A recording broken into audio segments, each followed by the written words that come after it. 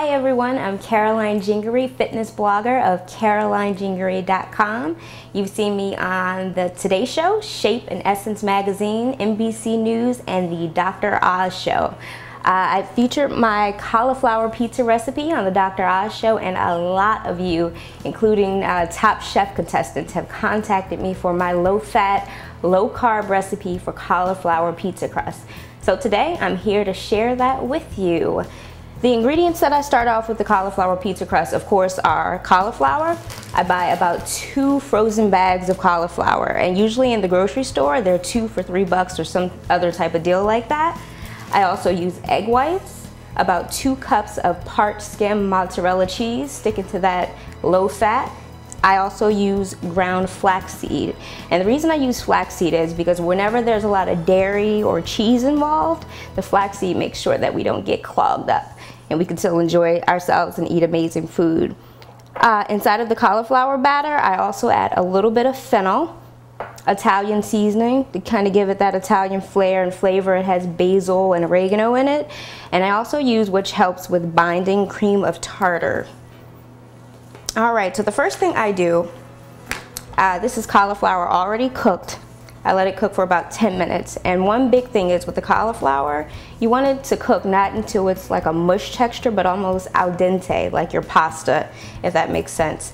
And the thing you want to do, you just want to take a knife. You could take a steak knife. I'm using a butter knife. And you want to get the cauliflower cut until it looks like grains of rice. And I'm going to show you how I'm going to do that.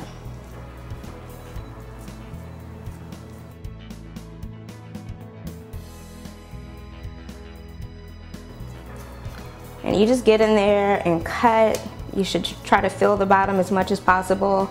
It takes a little while for this part, but I'm kind of doing it in slow motion to make sure that you see for television. And once that's done, I'll spill anymore. You should have a bowl of cauliflower that looks just like this. And what you're gonna do with that, let me get this out the way. You're going to take your cauliflower and put it in a mixing bowl. You should try to use a deep mixing bowl so that you don't spill stuff all over the place like I did. I promise you I can cook, people. I'm going to put all of that in there just to make sure we have enough to spread out on the cookie sheet that we have there. And I actually got my non-stick cookie sheet from the dollar store. So you don't have to have any fancy Wolfgang Puck or Martha Stewart cookware. Please don't sue me because I don't have any money. And just sit that over there. So we have this in a pretty big mixing bowl here. And the first thing we're going to do, I don't have a measuring cup here with me, but you're going to add about a cup of liquid egg whites. You can buy these at the grocery store. You'll see different version of egg whites, but you can get the store brand and they work out just fine. But of course you want to shake this up first, get it from the bottom. Add about a cup here. I may add a little bit more than a cup since I used all the mixture. Averaging that's a cup. You want to go ahead and add your 2 cups of part skim mozzarella cheese. We're sticking to also being low fat.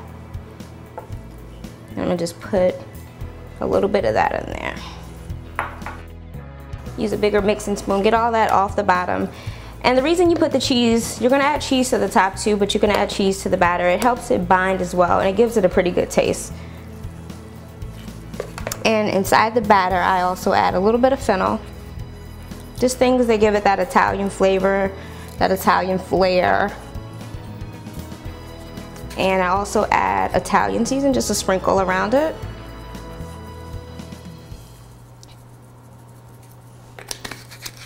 And about a half a spoon of cream of tartar. This helps with the binding as well to make sure that your pizza crust is going to lift.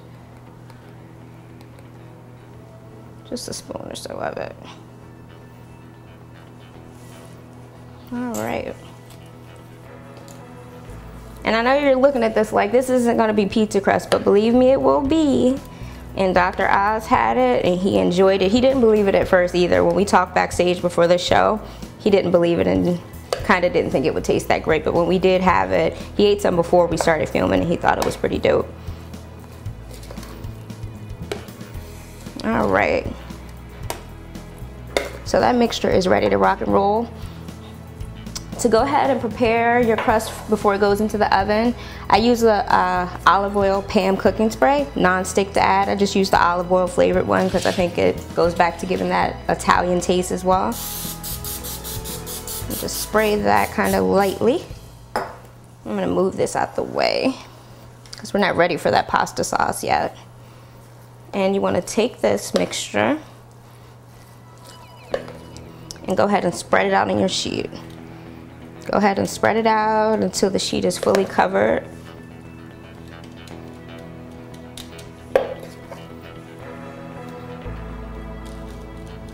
And it will look like pizza crust, I promise you.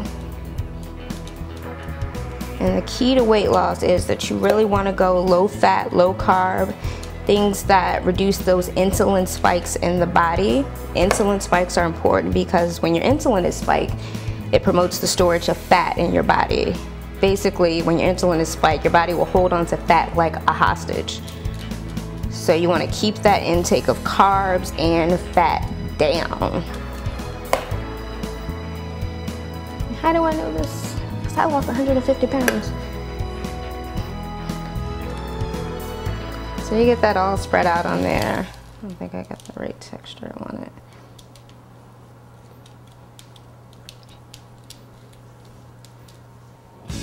All right, so after you let your pizza crust bake and your cauliflower pizza crust bake in the oven for about 30-35 minutes, this is gonna be the finished product. You didn't think it was gonna look like pizza crust, but this kind of looks like pizza crust. And let me also show you the bottom, and it lifts and everything. So you really got pizza crust going on. So once you do that, you're gonna go ahead and get started and make you a pizza. The ingredients I have here, again, are tomato sauce, about 2 cups of mozzarella cheese, and turkey pepperoni, which I mentioned are much lower in fat than traditional pork pepperoni. So one thing I want to mention again with the spaghetti sauce, try to shoot for a pasta or tomato sauce that's under 4 grams of sugar per serving. And you want to go ahead and take that, you can pour it on, get funky with it, and just spread it out like you see them do it on TV. We might not see them do this at Pizza Hut. We don't know what goes on in there. Just spread it out really quickly because I'm on TV. And make sure you cover it really well. And you can put more sauce if you like, less sauce. You can actually use no sauce. Some people like just, cheese and crust. Get to the point, you can make you a white cheese pizza. But just for this, I went ahead. I know I'm dripping everywhere. I apologize for that. Just for the purposes of this, I went ahead and stuck with traditional pepperoni. It's the kind of pizza that everyone knows and everyone loves. At least I do. So I got that sauce spread out on there. Let me make sure I cover those edges a little bit more and make things look nice and neat and enticing for you.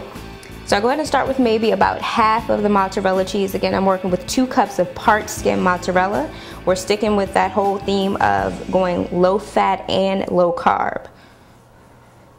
It sounds like it's impossible when you hear it, but I'm here to show you that it is possible.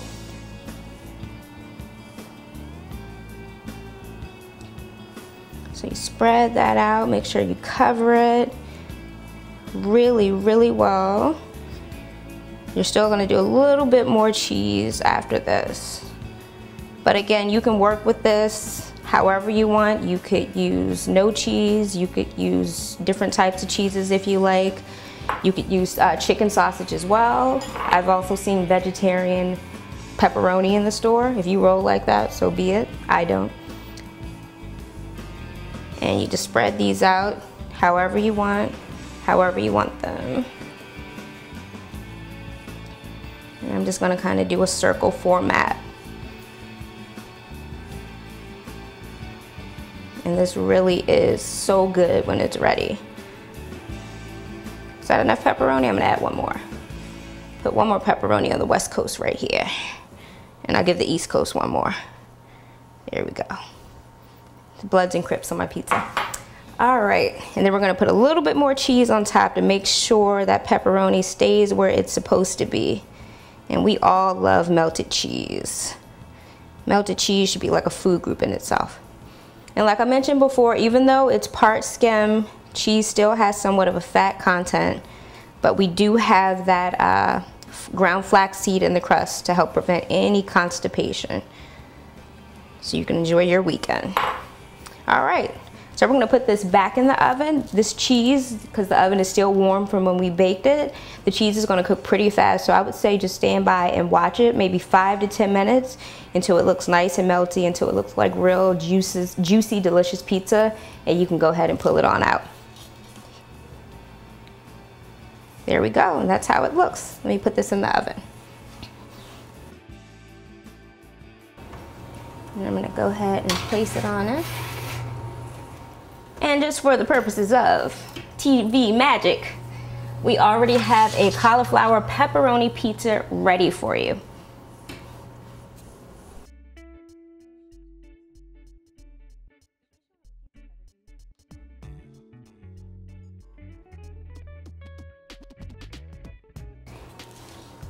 Looks like the real thing, lifts like the real thing, and there's no flour.